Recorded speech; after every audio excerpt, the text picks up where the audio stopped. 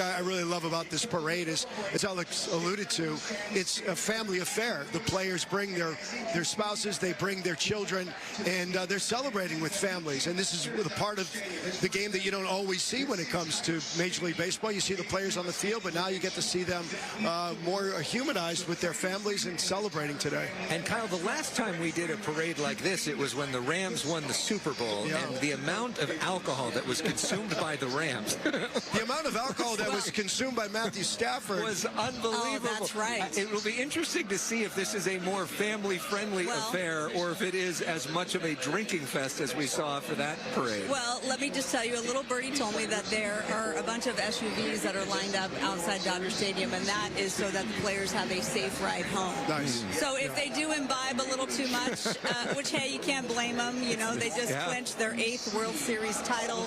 It had been a long time coming. They've been looking forward to this. They will have a safe ride home. So the buses, they are on the move right now. And let's also remember, as we're looking live from Skyfox, what today is. Today is November the 1st, which would have been Fernando Valenzuela's 64th birthday. And you know, although they're partying and they're celebrating, you know that they're thinking of Fernando and his family, of course. Many of them will be here today. I've seen so many. Look at the fans lining the street there. They're so excited to be so close to the boys in blue. But yes, lots of number 34, Alex, on the minds of fans today. And we think of Fernando Valenzuela also where we're sitting, Kyle, because Fernando for so many years was a broadcaster for the Dodgers in Spanish language in these very broadcast booths, watching the games I met him in for the so booth. many times.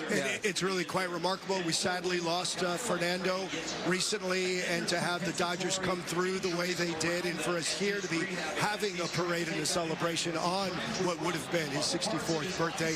And so many of the fans that we've spoken to, and so many of our reporters have spoken to fans along the parade route today, they've voluntarily said that this is for Fernando, and we're celebrating Fernando today, while of course celebrating this great Dodgers championship, the 8th in franchise history. And here come the boys. Yeah, there they are. You know who we haven't mentioned today is Mookie Betts. And I bring him up because he is the only current active position player to have 3 World Series rings right now. Of course, he won one with the Red Sox in 2018, and then, of course, in 2020, and now in 2024.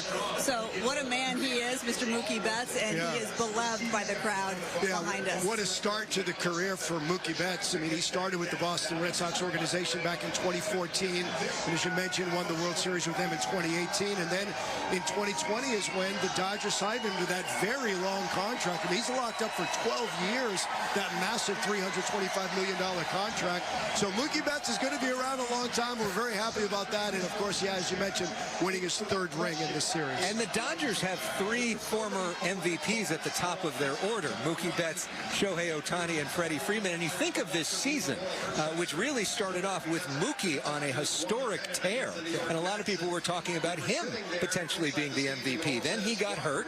We saw what Shohei Ohtani did all season. And he, of course, will win the MVP. Freddie Freeman, kind of an afterthought because of those two's dominant performance. And then Freddie Freeman ends up as the World Series MVP. All 3 of them having their moments this season as we're starting to look. I think it may have been Teoscar on the right there. And that's somebody who we don't know if he's going to be back next year. I know, in free agency. But he made it clear the other night after they won. He was asked about that. He said, if it's up to me, I want to stay right here and be a Los Angeles Dodger. Teoscar Hernandez, I think, was one of the great stories on this Dodger team this year. Played in Seattle last year, was hoping to get a multi-year, a big-time contract offer, and it didn't come. And so Teoscar kind of shifted gears and said, all right, well, if I'm not going to get the big multi-year deal, I'm going to go a place that I think I can fit in, and a place that I think I can win a world championship. And he wanted to come to this Dodger organization, so they signed him to a 1-year deal. And what did Teoscar do? Oh, he just decided to go out and have the best season of his entire career. He proved himself. Broke his career record for home runs in a season, had the most walks he's ever had in a season, which is significant because he really cut down on his strikeouts. He had the 2nd highest strikeout ranking a year ago, so he became a significant part. He was batting at the bottom of this order. Suddenly he was batting clean up in this order.